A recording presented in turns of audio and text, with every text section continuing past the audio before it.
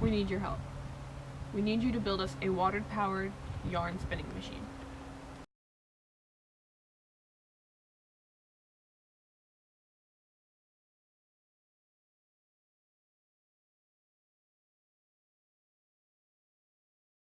You can do that? Mm-hmm.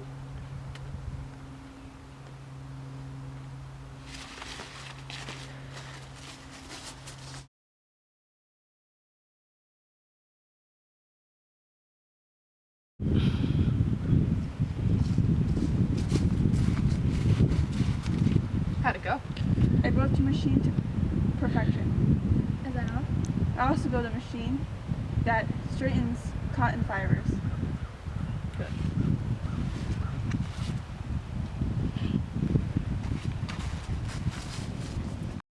One year later, Ashley and Brown Spinning Mill was operational in Pawtucket, Rhode Island, with a workforce of 9 children ranging from ages of 7 to 12.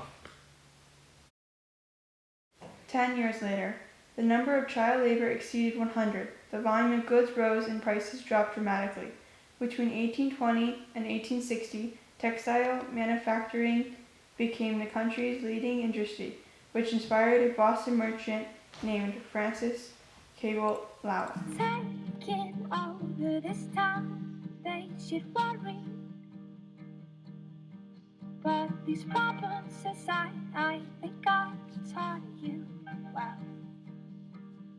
And we won't run, and we won't run, and we won't run. And we won't run, and we won't run, and we won't run. Hey Dad, this is Kaela. I'm gonna go to Walton, Massachusetts. There's this guy, Lowell, and his partner Moody that want to centralize machinery to cheapen clothes. Technically, he wants to mass produce it into a profitable, inexpensive cloth. Dad, I know I'm going to be happy there because most of the other workers are unmarried women too. I mean, it's hard to lure men like you away from farming. I honestly believe that this would be a stepping stone of an opportunity to start my own economic independence. I mean, it's better wages than domestic service. Much love, Kaela.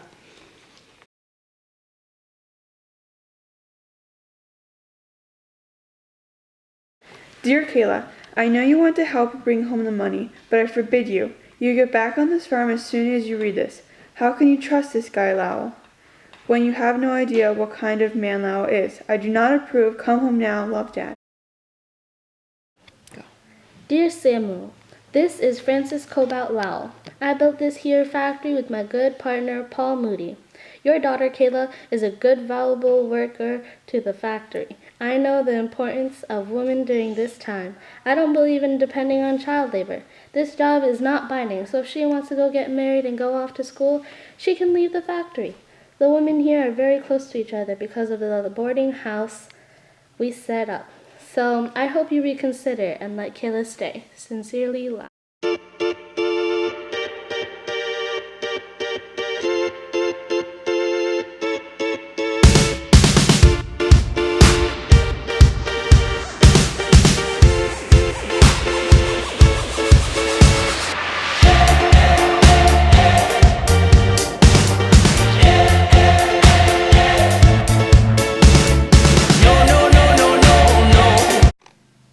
Hi, my name's Kaela, and I'm reporting from Cincinnati interviewing a worker. My first question is, what do you guys make here in Cincinnati? We manufacture machine parts, hardware, and furniture, which is quickly mechanized. We also make carriages and cigars, but those move more slowly toward mechanization. My second question is, what kind of jobs could unskilled workers have?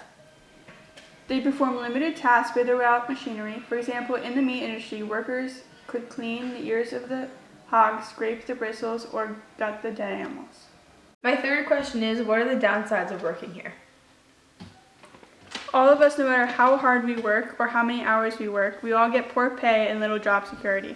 Also, the master attempts to control our lives and our work.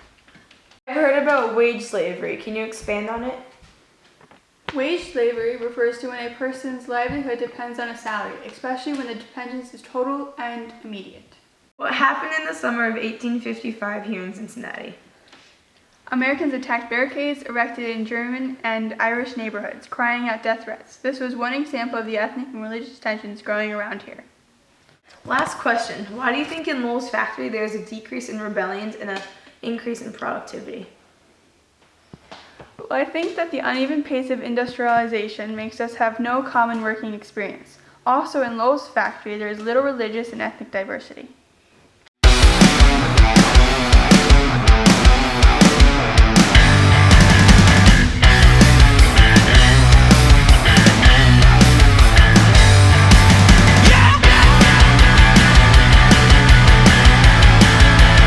Hey guys, I'm Farmer John, and this is Travel Guides 101.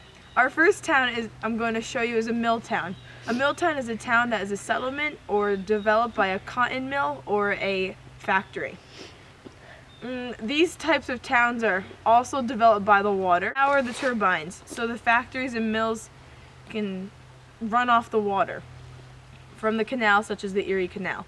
There are mill towns in cities such as Massachusetts and New Jersey. The mill town's population was mostly women because Lowell wanted the unmarried women to work in factories. But a mill town is perfect for workers, so their travel to the workplace is short and easy. Our second town that I'm going to show you are commercial center towns. Commercial center towns are towns that are associated with importing and exporting goods with other countries and states. Towns such as Boston, Philadelphia, and Baltimore have ports where you can export goods. This was very important for factories and towns to get their products to mass-produce cloth. Our third and final town that I'm going to show you is the transportation and distribution towns. The transportation towns are super important because they would sell and distribute lumber to the prairie farmers. Towns such as Louisville, Cleveland, and St. Louis would distribute and transport goods. They would also be important to factories and people for transportation to distribute goods and to families.